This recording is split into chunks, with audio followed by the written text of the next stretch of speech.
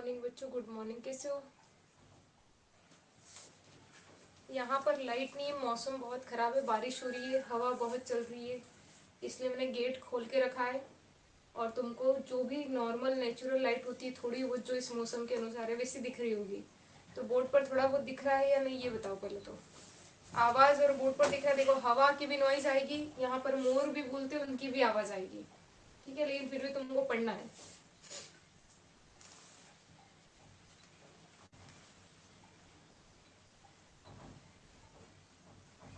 अपन कहाँ थे वहाँ भी पहुँचे है ना।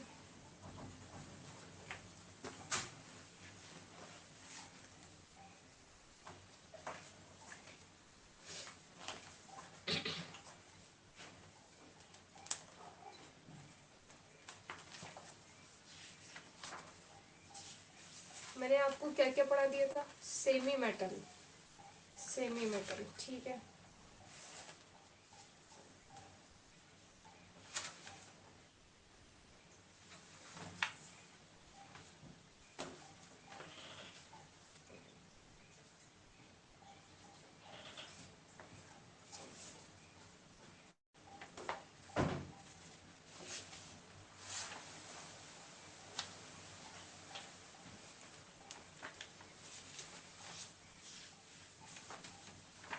एक मिनट रुकना।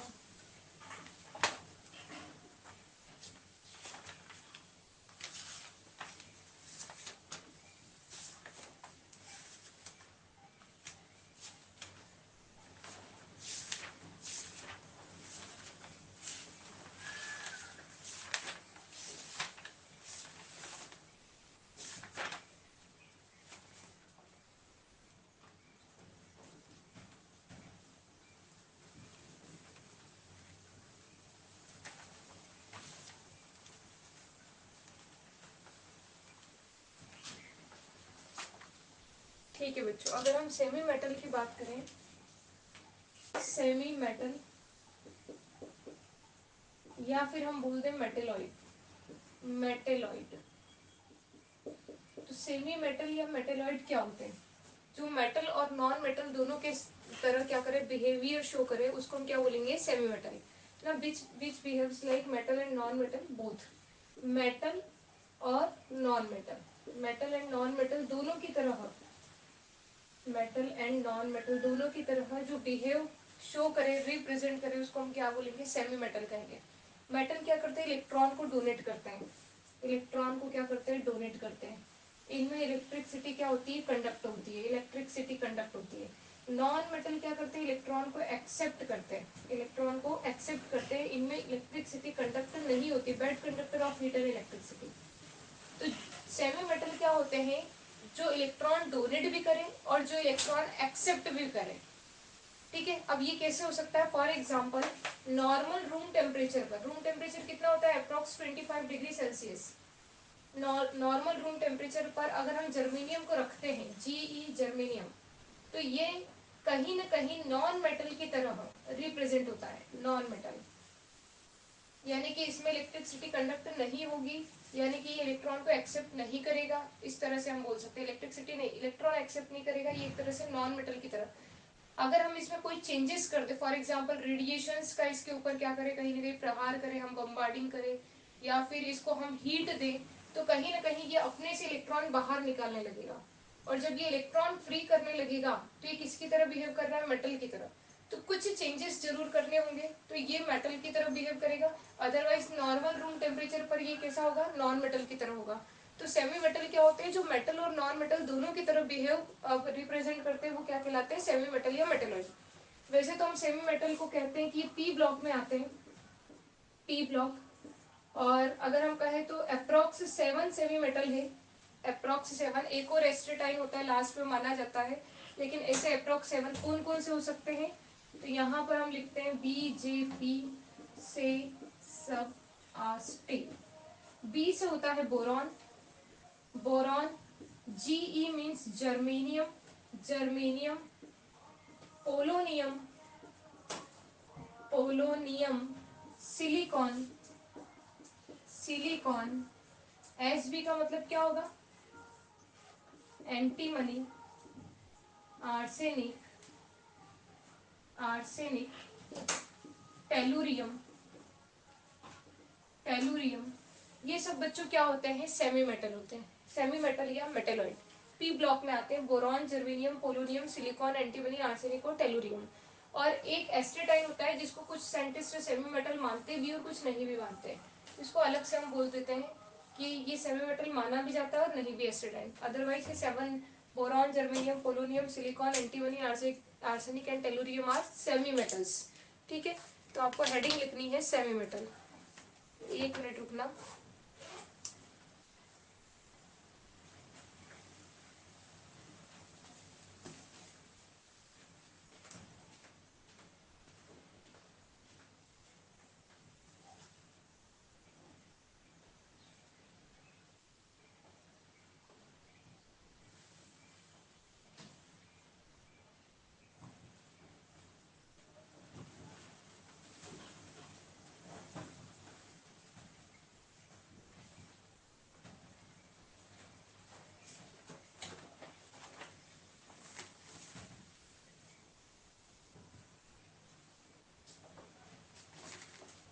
लिखो बच्चों इसमें heading semi metal,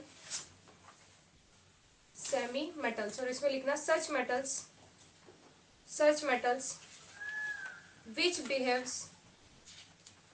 which behaves like metal and non-metal, which behaves like metal and non-metal, metal and non-metal are known as semi-metals or metalloids, are known as semi-metals or metalloids, are known as semi-metals or metalloids। ठीक है, next point लिखना, there are approx 7 semi metals, there are approx 7 semi metals, 7 semi metals। और ये list बनाओ जो मैंने लिखी है, ये लिस्ट बना लो बीजेपी वाली।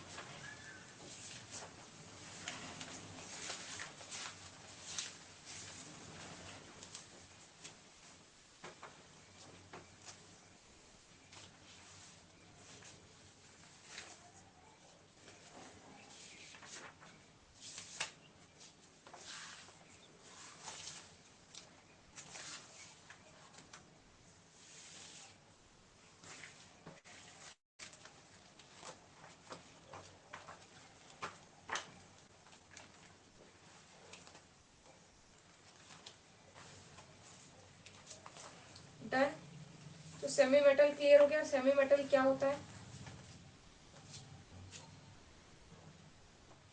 अब बताओ, अब आपके सिलेबस में क्या बचा है। एलिमेंट्स में metal, non metal, semi metal, metal and its ore, metal and its ore, और क्या था बच्चों, एलॉइज, ये अपन ने कंप्लीट कर लिया। अच्छा एक और लाइन लिख लो, semi metals are kept in P block, semi metals are kept in P block. एक और लाइन लिख लो, semi metals are kept in P block. फिर नेक्स्ट लाइन लिखना, approx 7 semi metals, approx 7 semi metals, approx 7 semi metals are present, approx 7 semi metals are present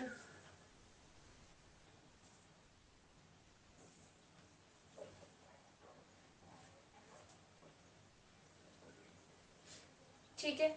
अब बच्चों हम बात करेंगे मिक्सचर की, अब कहानी आएगी मिक्सचर की। चलिए, बहुत ही ठंडा मौसम लग रहा है आज।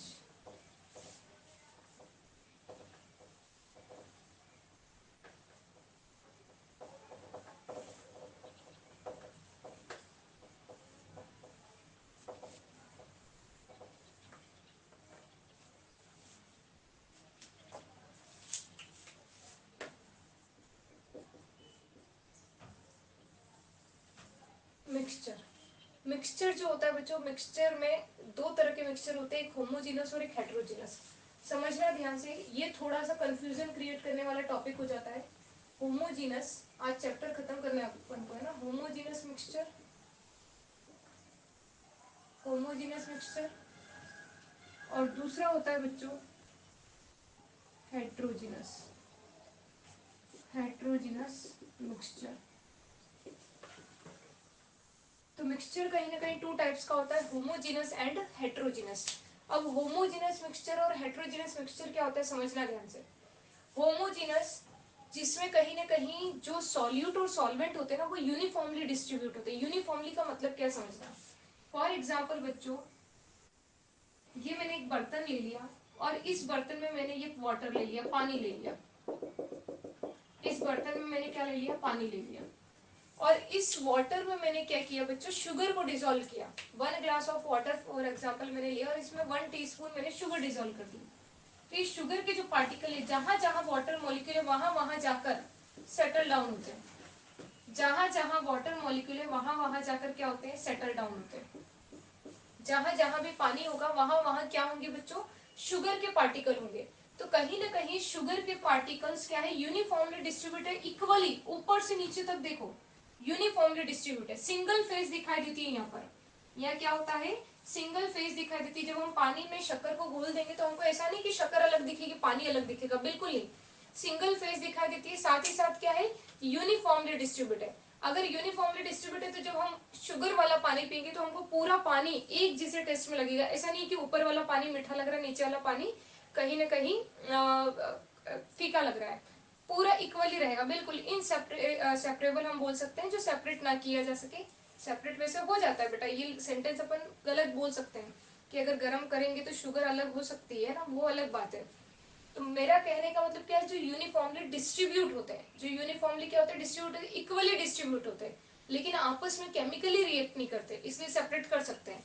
आपस में क्या नहीं होते हैं, केमिकली रिएक्ट नहीं करते। ऐसा नहीं कि शुगर और वाटर आपस में रिएक्ट करके एक नया कंपाउंड बना देगा, वो नहीं होगा। यहाँ पर आपस में केमिकली रिएक्ट नहीं करते हैं ये, लेकिन यूनिफॉर्मली डिस्ट्रीब्यूट रहते हैं।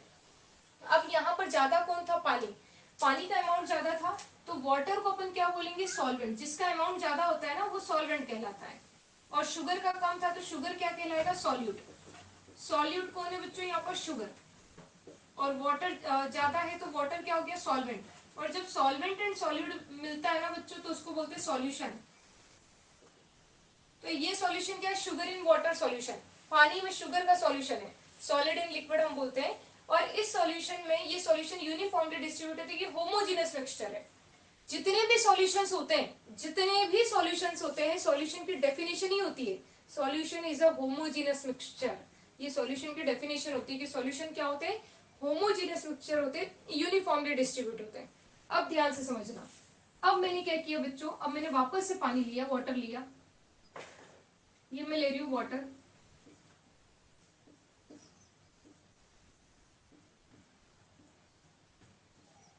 फिर से मैंने पानी ले लिया, ठीक। और इस वाटर में मैंने बच्चों क्या किया, ऑयल, क्या ऐड किया, ऑयल। यहाँ क्या है, ये वाटर, ये वाटर है।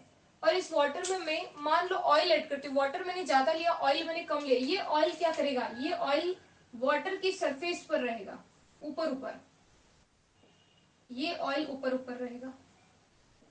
ये ऑयल वाटर में डिसॉल्व नहीं होगा, बिल्कुल डिसॉल्व नहीं होगा, यूनिफॉर्मली नहीं होगा, ठीक है। और इसको बोलते हैं, ये नॉन यूनिफॉर्म डिस्ट्रीब्यूशन है, तो इसको हम क्या बोलेंगे, इसको हम बोलेंगे हेट्रोजीनस मिक्सचर। ये कैसा मिक्सचर हो गया, हेट्रोजीनस मिक्सचर हो गया। बोलो बात समझ में आ रही, होमोजीनस हेट्रोजीनस की, यस और नो।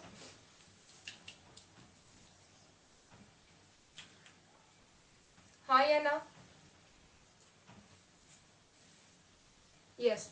अब मैं कुछ एग्जांपल दे रही हूँ, आपके फटाफट जवाब आने चाहिए कि कौन सा हेट्रोजीनस है और कौन सा होमोजीनस है, ठीक है बच्चों। अगर मैं यहाँ पर बोल दूं कि मुझे बताओ एयर, एयर कौन सा मिक्सचर है, शॉर्टकट में बोलना होमो हेट्रो, फटाफट बताओ एयर कौन सा मिक्सचर है, होमो और हेट्रो।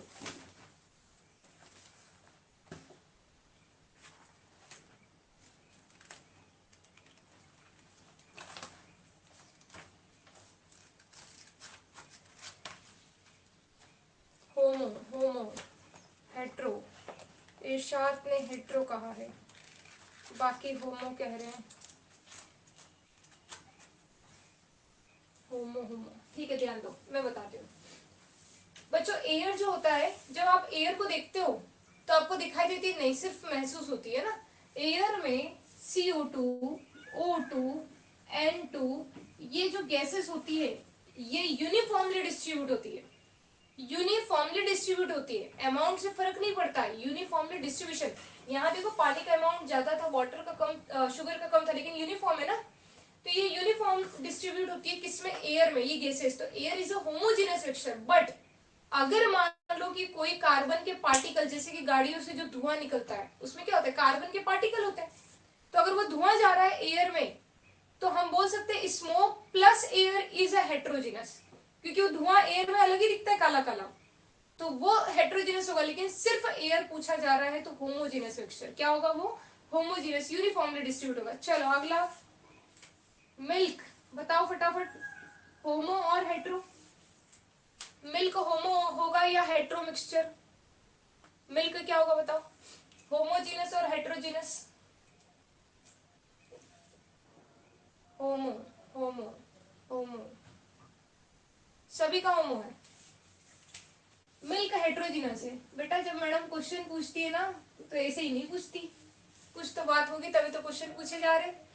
मिल्क क्या है बच्चों, हेट्रो है। मैडम ये क्या दुविधा है, समझो, दुविधा समझते हैं अपन। दुविधा ये है कि मान लो अपन मिल्क का स्ट्रक्चर बनाते हैं, मिल्क का अपन क्या बनाते हैं, स्ट्रक्चर। मिल्क में 3 सब्सटेंस जो होते हैं वो सबसे इंपॉर्टेंट रोल प्ले करते हैं, water, fat and protein.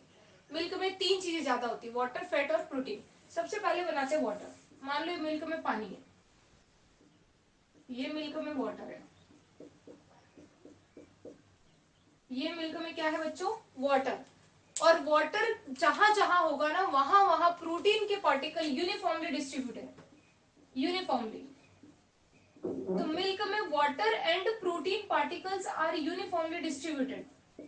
Water और प्रोटीन के पार्टिकल तो क्या है, यूनिफॉर्मली डिस्ट्रीब्यूटेड है। बट मिल्क में जो फैट होता है, फैट इक्वली यूनिफॉर्मली डिस्ट्रीब्यूट नहीं होता है। मिल्क में कहीं कहीं पर फैट ज्यादा होगा, कहीं कहीं पर इसका अमाउंट वेरी लेस, बहुत कम होगा, कहीं कहीं पर मीडियम होगा, कहीं कहीं पर होगा ही नहीं। तो मिल्क में जो फैट होता है वो यूनिफॉर्मली डिस्ट्रीब्यूट नहीं होता है। अब आपने देखा है यहाँ पर कि water and protein particles are uniformly distribute, but fat uniformly distribute नहीं है। इसीलिए तो बच्चों दूध को गर्म करते तो मलाई आ जाती है ऊपर ऊपर, मलाई इज अ फैट। तो यहाँ पर फैट क्या है, यूनिफॉर्मली डिस्ट्रीब्यूट नहीं है। तो ये क्या होगा, ये हेट्रो होगा।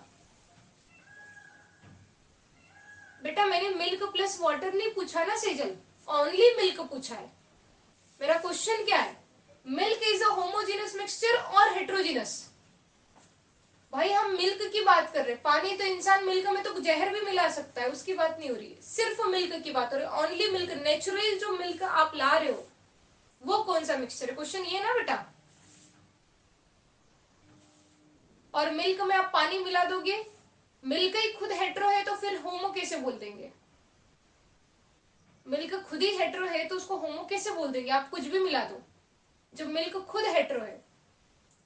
क्या मैं सही बोल रही हूँ? क्लियर हुआ सबको? यस और नो? सेजल, साक्षी, रश्मि, इरशाद?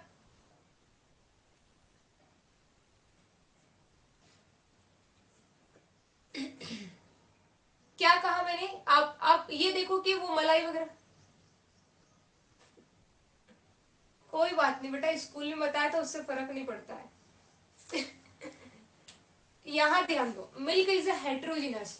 अगर बेटा मिल्क होमोजीनस होता ना तो वो फैट क्या है, यूनिफॉर्मली डिस्ट्रीब्यूट होता। ठीक है, फैट क्या होता, यूनिफॉर्मली डिस्ट्रीब्यूट होता। हाँ मिल्क हेट्रो ही है।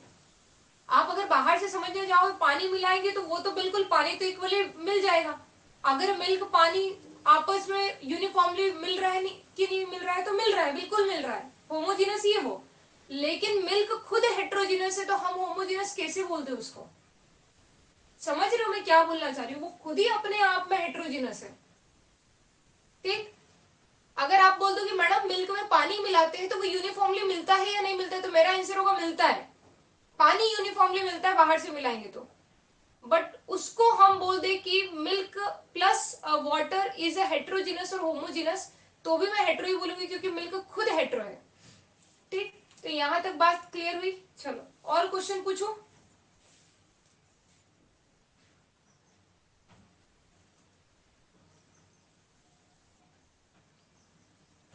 हाँ ठीक है, ये बताओ water plus petrol, water plus petrol बताओ जल्दी से। वाटर प्लस पेट्रोल,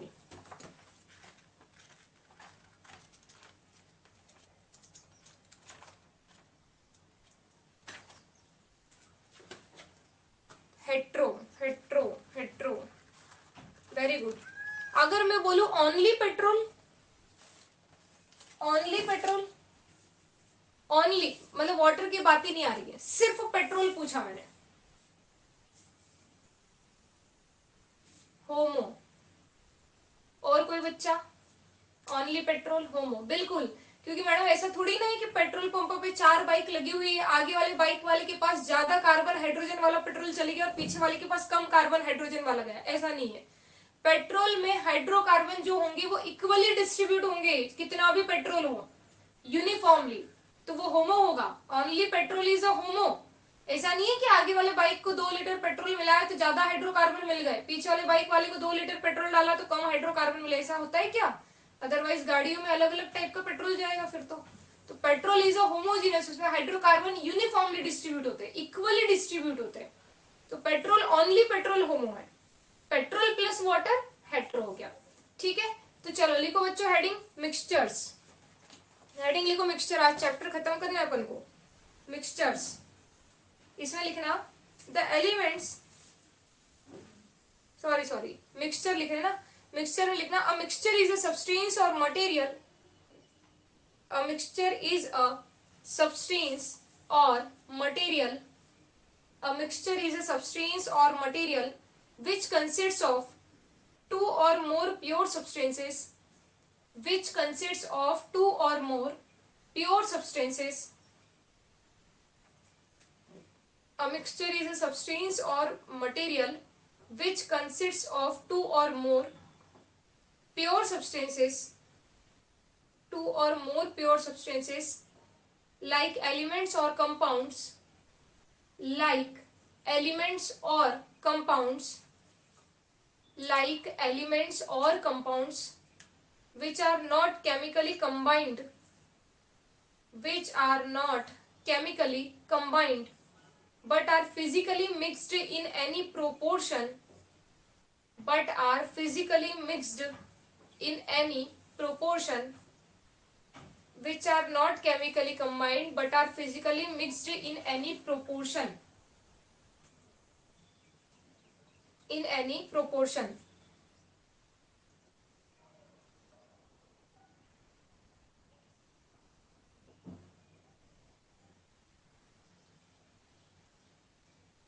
हेडिंग लिखो types of mixture, types of mixture, और डैश लगा के homogeneous mixture and heterogeneous mixture, homogeneous mixture and heterogeneous mixture.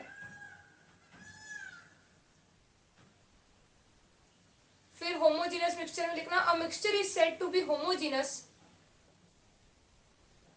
A mixture is said to be homogeneous if all the components of the mixture are a mixture is said to be homogeneous if all the components of mixture are uniformly mixed, if all the components of mixture are uniformly mixed and there are no boundaries of separation between them,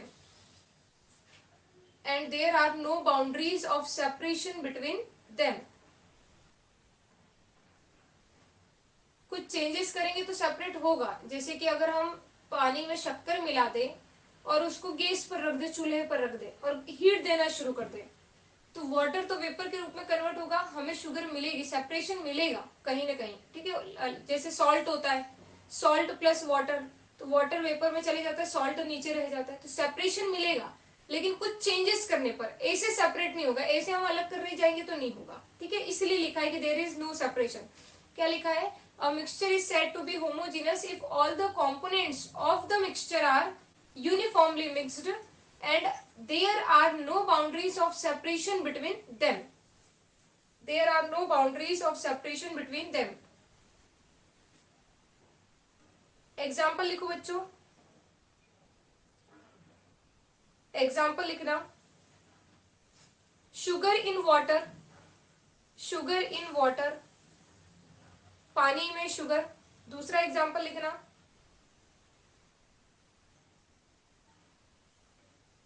alcohol and water. Alcohol and water. Alcohol and water. ठीक है. Alcohol का पानी में mixture अगर हम करेंगे homogeneous हो जाएगा. नेक्स्ट लिखो petrol. Third example petrol. Fourth example kerosene. Fifth example diesel. Diesel. अब ये पेट्रोल वगैरह ये सब क्या है, ये सब क्रूड ऑयल से बनते हैं, पेट्रोलियम से बनते हैं और इन सब में हाइड्रोकार्बन बहुत सारे होते हैं. ठीक है, लेकिन यूनिफॉर्मली डिस्ट्रीब्यूट होंगे. तो पेट्रोल डीजल कैरोसिन ये सब अपने आप में होमोजिनस मिक्सचर है. नेक्स्ट एग्जाम्पल लिखना बच्चों. एयर. एयर. एयर. नेक्स्ट लिखना एलॉइज. एलॉइज कल पढ़ा था अपने. एलॉइज. एलॉइज होमोजिनस होगा ना, बताओ यस और no. Alloys.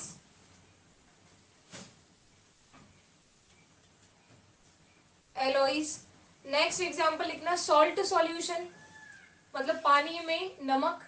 Salt solution. Next copper sulphate solution. Copper sulphate solution. Copper sulphate solution. Next sea water. Sea water. Next soda water. Soda water. Next soft drinks. Soft drinks. Next lemonade. Lemonade. Lemonade समझते हो, नींबू पानी. नींबू पानी में नींबू का juice, sugar, salt, water ये सब होमोजीनियस बन जाते हैं. लेमोनेड. Next vinegar. विनेगर समझते हो ना, acetic acid plus water. Vinegar. Next alloys तो अपन ने लिख ही लिया, लिखने की जरूरत नहीं. Etcetera. Vinegar etcetera. Sea water जो होता है बेटा, सी वाटर क्या होता है, सी वाटर में कहीं ना कहीं सॉल्ट वगैरह क्या होते हैं, पानी में यूनिफॉर्मली डिस्ट्रीब्यूट है. उसमें केमिकल चेंज क्या हो रहा है, सनलाइट की हीट आ रही है तो वेपर के फॉर्म में जा रहा है और सॉल्ट अलग हो रहा है. मैंने कहा था कि केमिकल चेंज करेंगे तो सेपरेशन है. अब उसको हीट मिल रही है सनलाइट से तो कहीं ना कहीं वाटर वेपर के फॉर्म में जाता है, सॉल्ट सेटल डाउन होता है. लेकिन सी वाटर पानी खारा क्यों लगता है, उसमें सॉल्ट यूनिफॉर्मली डिस्ट्रीब्यूट है पूरे पानी में, इसलिए. ठीक है, तो वाटर में सॉल्ट यूनिफॉर्मली डिस्ट्रीब्यूट होता है, इसलिए sea water is a homogeneous mixture. ठीक है इरशाद, नाम बहुत. इशरात. इशरत. इशरत. हाँ इशरत. चलो आगे बढ़ते हैं. नोट लिखो. नोट लिखना. It should be noted that. Exactly okay. Ishrat. हाँ ठीक है, अब यही बोलूंगी मैं. It should be noted that all homogeneous mixtures are. Okay. It should be noted that all homogeneous mixtures are solutions. It should be noted that all homogeneous mixtures are solutions. जितने भी homogeneous mixture होते हैं वो क्या होते हैं, solution. All homogeneous mixtures are solutions. ठीक है बच्चों, तो जब भी सॉल्यूशन की बात आ जाए तो सॉल्यूशन का डिफाइन क्या होगा, all homogeneous mixture are solution. Solution किससे बनता है, solvent plus solute. Solvent more amount में होता है और सॉल्यूट लेस अमाउंट में होता है. ठीक. नेक्स्ट हेडिंग लिखो बच्चों, heterogeneous mixture. Heterogeneous mixture. Heterogeneous mixture. इसमें लिखना, if all the components of the mixture are not uniformly mixed. If all the components of a mixture are not uniformly mixed, if all the components of mixture are not uniformly mixed and there are visible boundaries of separation between them, and there are visible boundaries of separation between them. There are visible boundaries of separation between them. ठीक है, example लिखो. Mixture of sugar and sand. रेत और शक्कर को अगर हम mix कर दे तो हमको रेत अलग दिखेगी, शक्कर अलग दिखेगी. Mixture of sugar and sand. Mixture of sugar and sand. Second example लिखना. Mixture of petrol and water. Petrol and water. Next, gunpowder. Gunpowder समझते हो, बारूद को बोलते हैं gunpowder. Gunpowder. Gunpowder में क्या क्या होता है बच्चों? गन पाउडर यानी कि बारूद. और गन पाउडर में होता है सल्फर. Sulphur, charcoal. चारकोल मतलब आप कार्बन समझोगे तो कार्बन, प्लस नाइटर. नाइटर तो कल लिखवाया था मैंने. नाइटर मतलब KNO3. पोटेशियम नाइट्रेट को बोलते हैं नाइटर. पोटेशियम का जो क्या होता है, पोटेशियम का और. ठीक है, तो सल्फर, चारकोल एंड नाइटर से मिलकर बनता है बारूद. सल्फर, कार्बन और नाइटर यानी पोटेशियम नाइट्रेट से मिलकर क्या बनता है? बारूद बनता है. ठीक है, तो ये एक हेट्रोजीनियस मिक्सचर है gun powder. Gun powder is a heterogeneous mixture. Next लिखना बच्चों.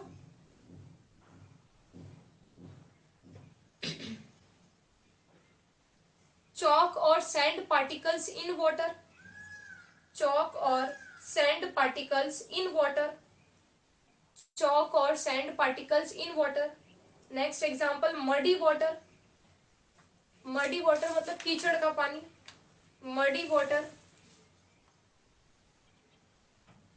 Next लिखना smoke. SMOKE. smoke. smoke. इसमें लिखना, ब्रैकेट में लिखना स्मोक में carbon particles in air. Smoke में क्या होता है? Carbon particles. कहां पाए जाते हैं? एयर में. Carbon particles in air. Carbon particles in air.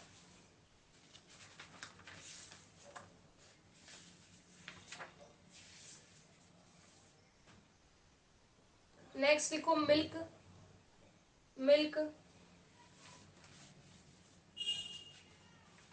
बहुत ही इतना बच्चों, तो आपके मिक्सचर वाला टॉपिक भी खत्म होता है. अब बताओ,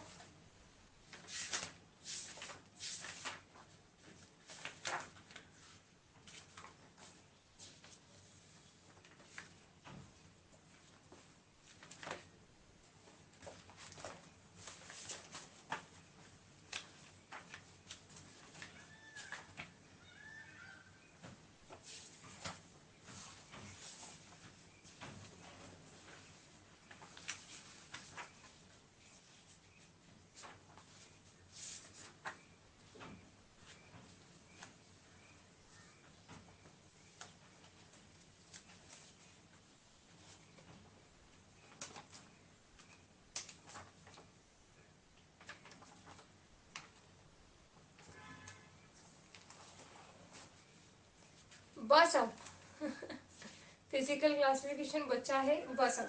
हाँ, तो फिजिकल क्लासिफिकेशन में पढ़ लेते. स्टेट्स ऑफ मैटर होता है ना, physical classification, solid, liquid, gas, इनकी कहानी पढ़ लेते थोड़ी थोड़ी. फिर इस चैप्टर की करते हैं समाप्ति.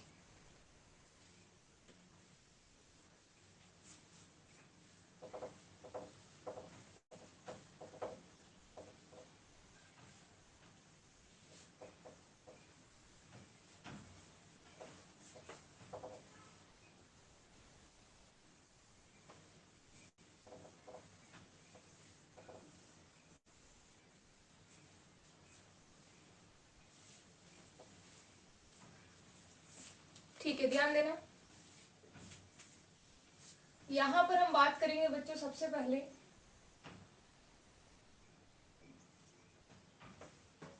स्टेट्स ऑफ मैटर में. सबसे पहले सॉलिड की. सॉलिड क्या होते हैं समझना ध्यान से. मैंने ये एक मान लो डस्टर बना दिया, एक बॉक्स या डस्टर मान लो, और इस डस्टर में सारे पार्टिकल्स एकदम पास पास है. सारे पार्टिकल्स मतलब कहीं ना कहीं पार्टिकल से बना है डस्टर.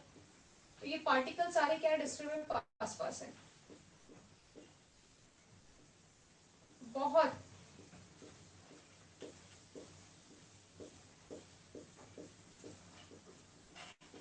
ये सारे पार्टिकल पास पास है बच्चों। अब क्या होता है कि ये पार्टिकल बोलता है कि मैं जा रहा हूं, ये पार्टिकल बोलता है मैं जा रहा हूं, मुझे यहाँ अच्छा नहीं लग रहा है। तो इसके पास वाला जो पार्टिकल है ना, वो बोलता है तू नहीं जा सकता बेटा, तू नहीं जाएगा, यहाँ से तू नहीं जाएगा। इधर वाला बोलता है तू नहीं जाएगा, इधर वाला बोलता है तू नहीं जाएगा। तो सारे पार्टिकल इसके पड़ोसी इसको खींचते, जाने देते ही नहीं, यहाँ से बाहर ही नहीं निकलने देते हैं। अगर ये बोलेगा मैं जा रहा हूँ, तो इसको इसके पड़ोसी क्या करेंगे, खींचेंगे। मतलब एक भी पार्टिकल इस डस्टर से बाहर नहीं निकल पा रहा है। और अगर एक भी पार्टिकल बाहर नहीं निकल रहा है तो इसका शेप जैसा है वैसा का वैसा रहेगा। सपोज करो अगर एक भी पार्टिकल निकल जाता है, मान लो ये पार्टिकल यहां से निकल जाता है, तो डस्टर का शेप ऐसा हो गया, हाँ या ना, शेप चेंज हुआ ना, ये कॉर्नर चले गया इसका। लेकिन यहाँ पर एक भी पार्टिकल बाहर नहीं जा रहा है, तो जो शेप है वैसा का वैसा बना है। मतलब सॉलिड्स में क्या होते हैं, पार्टिकल एक दूसरे को इतना अट्रैक्ट करके रखते हैं कि उनका शेप चेंज होता ही नहीं है, उनका शेप नहीं चेंज होता है। पार्टिकल दूर जाएगा तो शेप में चेंज आएगा, लेकिन ये एक दूसरे को अट्रैक्ट, एक जाने लगेगा सब खींचेंगे उसको, जा ही नहीं सकता। तो ये सब एक दूसरे को क्या करते हैं, स्ट्रॉन्ग अट्रैक्शन बॉन्ड होता है इनमें, और ये एक दूसरे से दूर जाते ही नहीं है कभी। तो कहीं ना कहीं इनके शेप में चेंजेस नहीं आता है।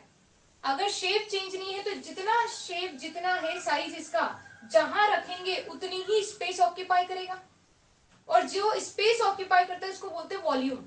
तो जो शेप डेफिनेट है तो वॉल्यूम भी क्या होगा, डेफिनेट होगा। ये मार्कर रोज अपना शेप चेंज कर रहा है क्या, नहीं। अब इसको जहां रखूंगी तो जितना ये वॉल्यूम स्पेस ऑक्यूपाई करता है उतना ही करेगा। तो डेफिनेट शेप एंड वॉल्यूम जिनका होता है वो सॉलिड कहलाते हैं। सॉलिड रोज अपना शेप चेंज नहीं करते मैडम, ये करते तो है कब, जब हम उनमें कुछ चेंजेस करते हैं। लोहे को गर्म करेंगे तो पिघलेगा तो सही, हमने चेंज किया ना, ऐसे थोड़ी ना चेंज हो रहा है। तो डेफिनेट शेप एंड वॉल्यूम जिनका होता है वो सॉलिड होते हैं, जिनका डेफिनेट शेप एंड क्या होता है, वॉल्यूम होता है। बोलो ये लाइन क्लियर, यस और no. Definite shape and volume जिनका है वो क्या होते हैं, सॉलिड होते हैं। आगे बात करते हैं बच्चों। अब मान लो यहां पर मैंने एक गिलास पानी ले लिया,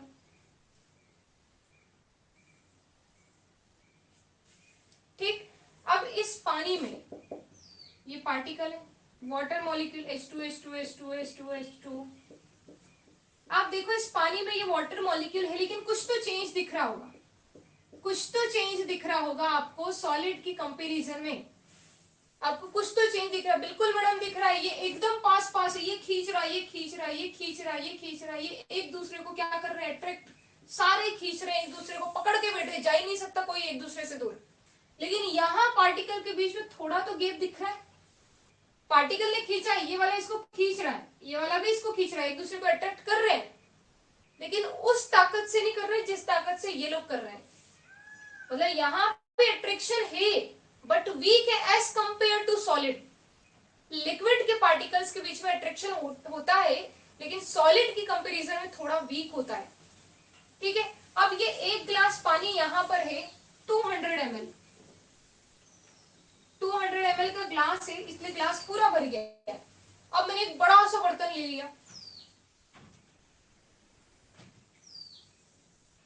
ठीक, और इस पानी को मैं इसमें क्या कर देती हूँ, ट्रांसफर। जब मैं पानी को इसमें ट्रांसफर करती हूँ, पानी 200 ml है, तो अब बर्तन क्या है, वाइड है, चौड़ा है, तो पानी ऐसा हो जाएगा। मतलब बर्तन था 2 लीटर का और पानी तो 200 ml है, तो पानी ने उतना ही स्पेस ऑक्यूपाई किया जितना उसने यहां किया था। ये ग्लास के सिलेंड्रिकल है, तो जितना स्पेस उसने यहां ऑक्यूपाई किया था उतना ही वहां किया है। वहां किया है मतलब कि वॉल्यूम तो फिक्स है पानी का, ऐसा नहीं कि 2 लीटर वाले पूरे बर्तन में 200 ml पानी भर गया, बिल्कुल नहीं, देखो उतना ही है 200 ml। तो कहीं ना कहीं स्पेस उतना ही ऑक्यूपाई किया, वॉल्यूम तो डेफिनेट है बट शेप इनडेफिनेट है। आप देखो जब ग्लास में था तो ग्लास के शेप का था, जब कंटेनर में या बॉल में गया तो उसका शेप हो गया। अगर इसी पानी को हम वाटर बॉटल में ट्रांसफर कर दें, इसी पानी को हम वाटर बॉटल में ट्रांसफर कर दें, तो ये वाटर बॉटल का शेप क्या कर लेगा, ऑक्यूपाई कर लेगा। तो इसका शेप इनडेफिनेट होता है क्योंकि इसके पार्टिकल्स के बिटवीन अट्रैक्शन है बट थोड़ा सा वीक है, तो वॉल्यूम तो डेफिनेट है बट शेप इनडेफिनेट होता है। नेक्स्ट अगर हम बात करें बच्चों गैसेस की, तो गैसेस के पार्टिकल तो इतने दूर दूर होते हैं, फर्क नहीं पड़ता, बोलते जा रहा हूँ, ये बोला ठीक है जा घूम फिर के आते रहना। तो पार्टिकल्स बहुत दूर दूर होते हैं, बहुत दूर दूर होते हैं, तो शेप एंड वॉल्यूम दोनों इंडेफिनेट होता है। शेप तो इंडेफिनेट रहेगा ही रहेगा, वॉल्यूम कैसे, इसको हम बहुत ज्यादा क्या कर सकते हैं, मतलब कि प्रेशर दे देकर, मतलब कम जगह में ज्यादा गैस को हम क्या कर सकते हैं, फिल कर सकते हैं। तो वॉल्यूम क्या होता है, इंडेफिनेट, मतलब कि अगर 1 लीटर का कोई भी यूटेंसिल बर्तन जो भी है, अगर उसमें 1 लीटर एयर है, कितनी एयर है, 1 लीटर, लेकिन अगर मैं इसको प्रेशर से और भरूं तो 2 लीटर एयर भी भर सकती हूँ। समझ रहे हो, प्रेशर देकर हम 1 लीटर वाली जगह में 2 लीटर एयर के पार्टिकल भर सकते हैं। क्यों, क्योंकि एयर के पार्टिकल दूर दूर होते हैं, गैप ज्यादा होता है, तो पार्टिकल्स को पास पास करके और एयर भरी जा सकती है। तो एयर का volume and shape both are indefinite. Liquid का शेप इनडेफिनेट है बट वॉल्यूम डेफिनेट है, एंड सॉलिड का volume and shape both are definite. बोलो बात क्लियर, यस और नो? ये बात समझ में आई?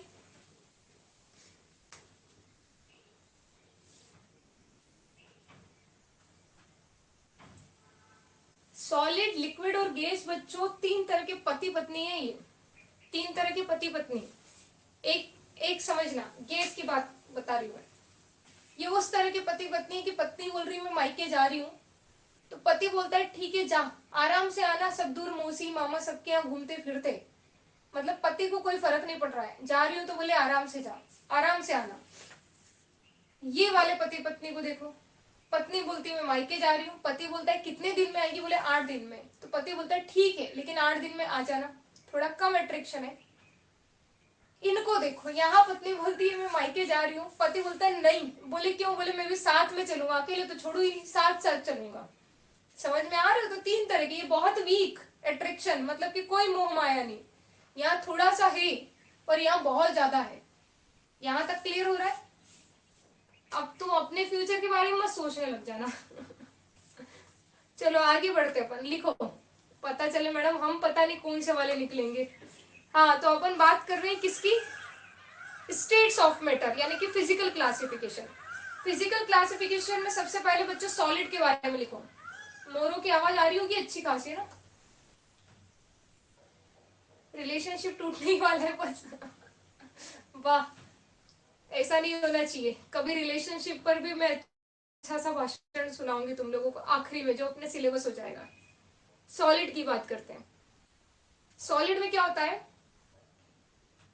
solid is defined, a solid is defined as that form of matter which possess rigidity, rigidity, rigidity, rigidity, comma, is incompressible, उसको हम दबा नहीं सकते, प्रेस नहीं कर सकते, is incompressible and hence a and hence has a and hence has a definite shape and definite volume, and hence has a definite shape and definite volume, definite shape and definite volume। तो ये clear हो गया कि solid matter का वो form होता है जो रिजिडिटी होता है, इनकम्प्रेसिबल होता है, और जिसका definite shape and definite volume होता है। ठीक, एग्जाम्पल लिखने की तो जरूरत नहीं है, जो भी सॉलिड सब्सटेंस हमको दिखते हैं वो सब सॉलिड में ही आएंगे। नेक्स्ट आएगा लिक्विड। लिक्विड में लिखना, a liquid is defined as that form of matter, a liquid is defined as that form of matter which possess fluidity, a liquid is defined as dead form of matter which possess fluidity but is highly compressible, sorry बच्चों compressible कहां से होगा, liquid, रुक जाओ। A liquid is defined as dead form of matter which possess fluidity but is almost incompressible, but is almost, highly को काट के almost करना, but is almost incompressible and hence has a definite volume, and hence has a definite volume, definite volume but no definite shape,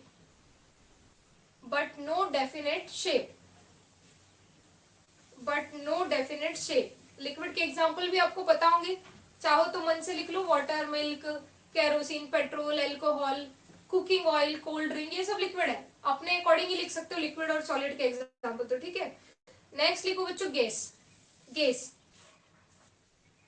इसमें लिखना a gas is defined as that form of matter, a gas is defined as that form of matter as that form of matter which possess fluidity but is highly compressible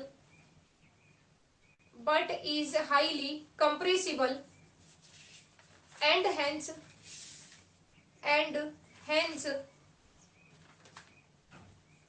has neither definite shape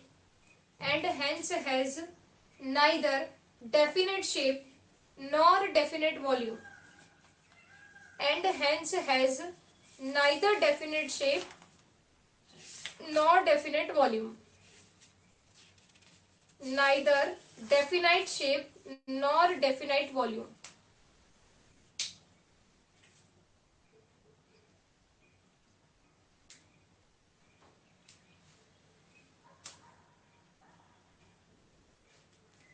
ठीक है, लिख लिया, बोलो। तो solid, liquid, gas की कहानी खत्म होती है। गैस का एग्जाम्पल क्या लिखोगे आप?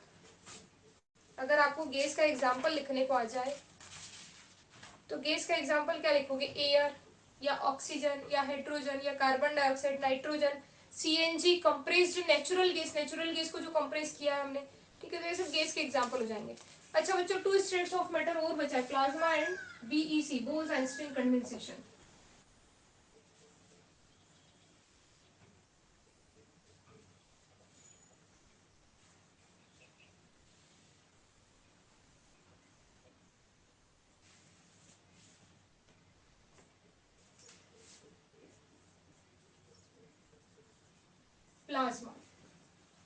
प्लाज्मा मैटर की 4th स्टेट होती है बच्चों, 4th स्टेट। और एक साइंटिस्ट थे, इरविंग लैंगम्यूअर इरविंग लैंगम्यूअर जो साइंटिस्ट थे, इन्होंने प्लाज्मा जो 4th स्टेट है इसके बारे में डिस्कवर किया। इन्होंने कहा कि जैसे सन जो है वो एक तरह से प्लाज्मा का एग्जाम्पल है। सन किसका एग्जाम्पल है? प्लाज्मा का एग्जाम्पल है। सन का टेम्परेचर कितना होता है? 10⁻⁷ केल्विन के करीब होता है ना। तो सन जो है एक प्लाज्मा का, एक गर्म प्लाज्मा का एग्जाम्पल है। कहीं ना कहीं ये एक हॉट स्टेट होती है। Plasma is a hot state.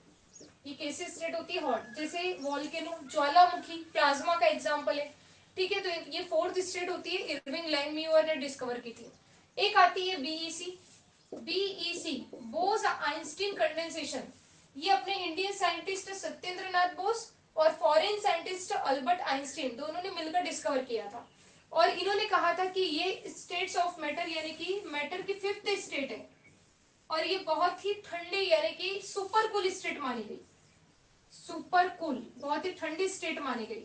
और ये इसे क्या बोलेंगे? सुपर हॉट, बहुत गर्म, ठीक है।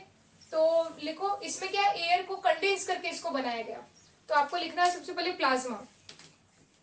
किसके बारे में लिखोगे? प्लाज्मा के बारे में लिखोगे।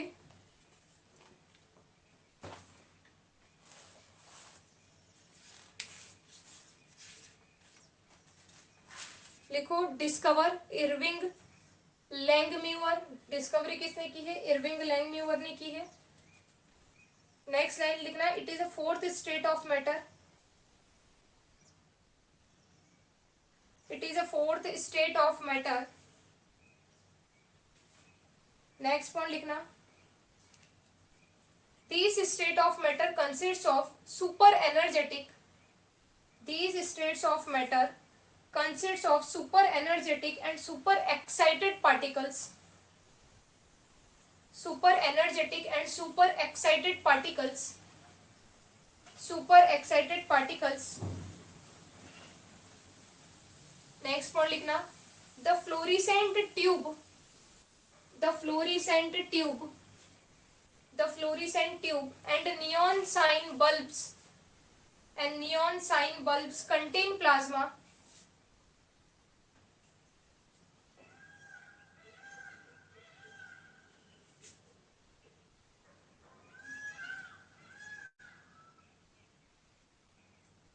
अब देखो फ्लोरेसेंट ट्यूब में बच्चों हीलियम गैस भरी होती है और नियॉन साइन बल्ब में नियॉन गैस, और जब इलेक्ट्रिसिटी फ्लो होती है तो इन पर जैसे ही जाकर लगेगी इलेक्ट्रिसिटी तो ये कहीं ना कहीं क्या करेंगे, चमकेंगे प्लाज्मा की तरह। ठीक है, नेक्स्ट पॉइंट लिखना, the sun and the stars glow due to presence of plasma in them, the sun and stars glow due to presence of plasma in them. Next point, the plasma in stars is formed. The plasma in stars is formed due to high temperature. The plasma in stars is formed due to high temperature.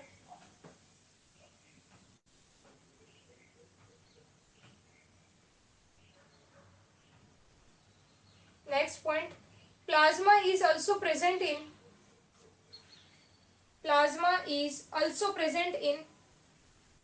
volcano, gas clouds, etc. Next point, plasma is super hot state. Plasma is super hot state, इसके बारे में अभी इतना ही अपन को याद रखना है, plasma is super hot state. ये 3 मार्कर में आ सकता है क्वेश्चन, तो आपको समझ में आना चाहिए। ठीक है, नेक्स्ट पॉइंट, नेक्स्ट आता है बच्चों बीईसी। ये ब्लड वाला प्लाज्मा नहीं है ना, वो ब्लड का प्लाज्मा अलग होता है।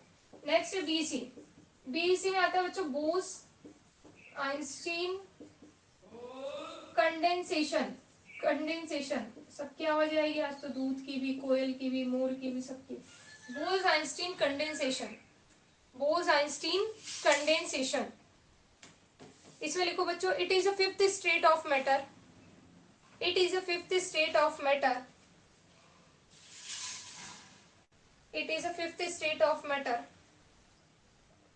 नेक्स्ट पॉइंट लिखना, this state of matter was explained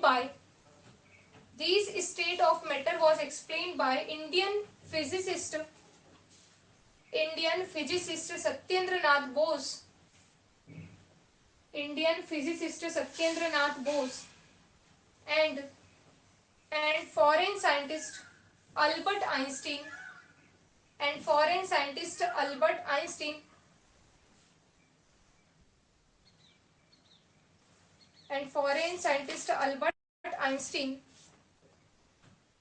Next point, it is a super cool state.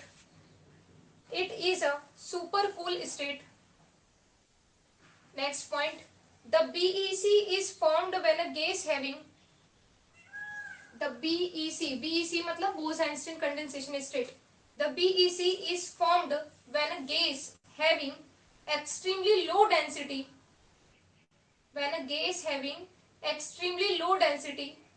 is cooled to super low temperature.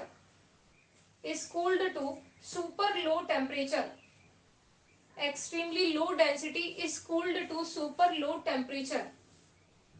The BEC is formed when a gas having extremely low density is cooled to super low temperature.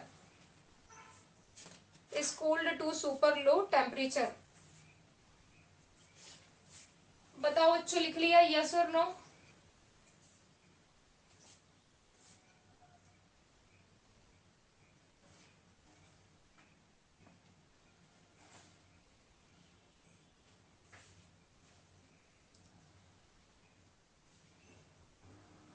Done, very good. तो अपना chapter होता है बच्चों खत्म matter वाला। जब भी मेरे पास समय रहेगा ना इन फ्यूचर में, इनके एक्स्ट्रा जो टॉपिक्स, क्योंकि लेक्चर्स में हम हर चीज कंप्लीट नहीं कर पाते, तो एक्स्ट्रा टॉपिक्स में क्या करती हूँ, यूट्यूब पर अपलोड करती हूँ। तो जब भी इन फ्यूचर जो भी एक्स्ट्रा टॉपिक्स अपलोड करूंगी तो आप उनको भी देखते रहना। ठीक है, चलो गुड डे। कल नया टॉपिक स्टार्ट करेंगे केमिस्ट्री का। Very nice day, tata bye bye.